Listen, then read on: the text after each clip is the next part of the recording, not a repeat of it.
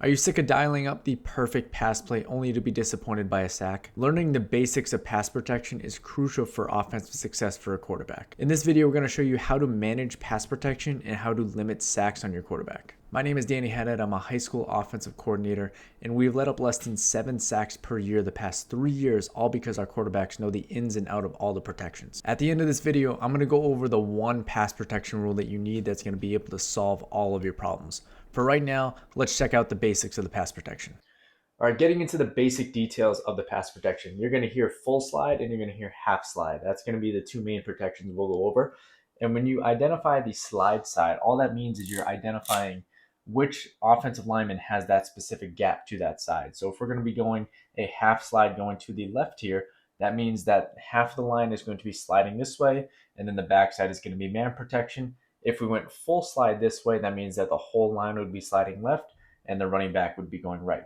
But when you hear the term slide, all that means is you're responsible for this gap. So this tackle here, if we're going slide to the left here, tackle is responsible for the C gap, guard responsible for the B, center is responsible for A. And then if we went full slide like we talked about, the entire line is sliding.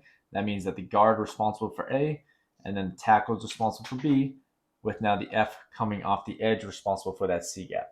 So everyone with a slide responsibility is responsible for a gap.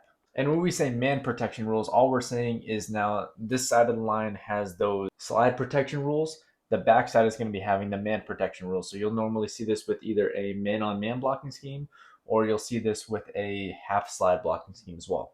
So with this here, man protection to the right side, the guard would have the first man towards him, which is going to be the tackle, and then the tackle would have the defensive end here. So this is going to be the man protection scheme on the back.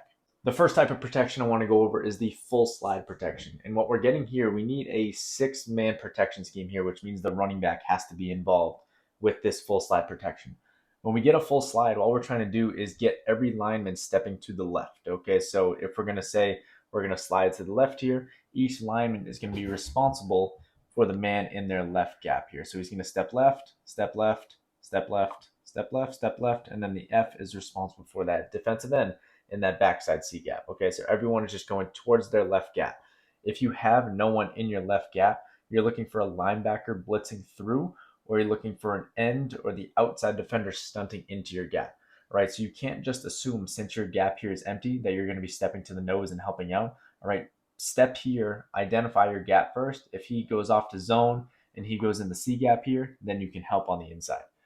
But just to identify what it means for this six-man protection with the slide, everyone's responsible for the gap to the left.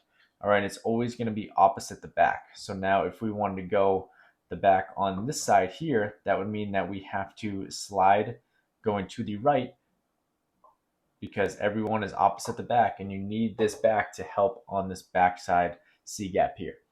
If you want to really mix it up, you can have the back be on the opposite side here, slide towards him, because a lot of teams will do is they'll end up sliding to the back, or they'll end up sliding away from the back, and they'll try and game plan based on where the back is. So if you want to mix it up a little bit, have the F on it on the left side for the sliding to the right, and then mix it up maybe the next snap. Have him on this side here, still slide to the right, and then he ends up sliding and still getting that defensive end. Okay, the only tough part is if he is not aggressive in getting to the defensive end here, he's going to collapse this whole left side of the pocket. So not that I really do that too much, so I'd rather recommend having him here on this close side here, but just attacking that C gap just to make sure we're setting the width of the pocket. All right, next we're going to be talking half slide protection. And the half slide protection is going to be a mix of the slide rules as well as the mix of the man rules. So say we're going to be going a half slide going to the left again. So now this side of the line, center, guard, and tackle are responsible for their gap going to the left. Same rules apply for the guard here. Identify the B gap defender here. If no one goes in the B gap, then you can help on that inside A gap here.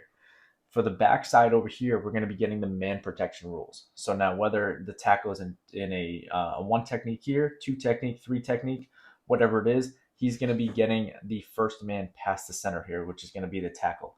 So he's going to be man on man with him. No matter where he goes, he's going to be going with him. Okay, he stunts in the A gap, he's going to stay with him. He goes to the B gap, stay with him the entire time. Okay. And on this side here, the tackle is going to be staying one-on-one with the defensive end. Now for the F here, he's going to be responsible for 2 men in this situation for the half slide. he's going to be responsible for looking inside backer to outside backer. So if we're getting a Mike blitz coming through the A gap late, he has to step up and set the bottom of the pocket. If he sees that he goes off in the zone, he's not as big of a, he is more of a threat than the will is coming off the edge here. Okay, so if he sees him creeping, he's got to be able to step up right away because that's a quicker path to the quarterback. If he sees him break off into his zone, and now he has to look inside to outside. So this is one here. This is two coming off the edge. If he sees him coming off the edge here, he steps up. The biggest thing with the tackle is he does not break off to go get the will here. He has to stay on the end the entire time. Still man on this side, still man here, and he's going to be man protection here. So you're looking inside to out, and whichever one is the threat, you're going to attack. So slide side over here, man protection on the backside. And if you happen to go up against any odd fronts, the rules aren't changing too much when we see an odd front, but we have to identify when we see even front and when we're facing an odd front with our half slide. If we're getting a half slide, we cannot slide three guys anymore, all right, because there's a head up man here, all right, and he has the direction to go either way here. So if we get a guy that's head up on the nose, we want to be able to have support in both A gaps here. So instead of sliding three guys going to the right this way, we're now going to slide four guys with an odd front. So now both A gaps are taken care of, and we have the center has help more towards his backside than he does his play side. So if we're going to be sliding towards his right side here, he's going to be responsible for the C gap here. He's responsible for that B gap. So essentially they can just identify these two here, and then one's going to go in this gap, one's going to go in this gap, just decide who's going to go there. All right, center, same thing here. You're stepping towards your right A gap, guard stepping towards the left A gap here. And they're just going to identify who's going in within the stack here. And then backside here, we're going to be getting man protection. So he's going to be man on man here. So slide forward here, and then we're going to be looking running back looking inside, first backer past the center to outside. So this will be one on the inside. This will be two on the outside here. Now, when dealing with a 5-man protection system, we want to make sure that we're identifying every single person within this protection, right? We have to be able to make sure that we know where everyone's going, that the slide is in the right direction here, because we don't have the running back to save us in this situation. With a 5-man protection scheme, normally the running back is going to be going out on a route. So we have 5 guys to essentially block 6. So if we want to do a 5-man protection, we have to slide away from this running back here. So if the running back is going out on a route here, we have to be able to have our slide side go away, and then whoever the running back was going to take, so that Sam or that edge defender here, if they're going to be attacking, pretty much that's who you're going to be responsible for.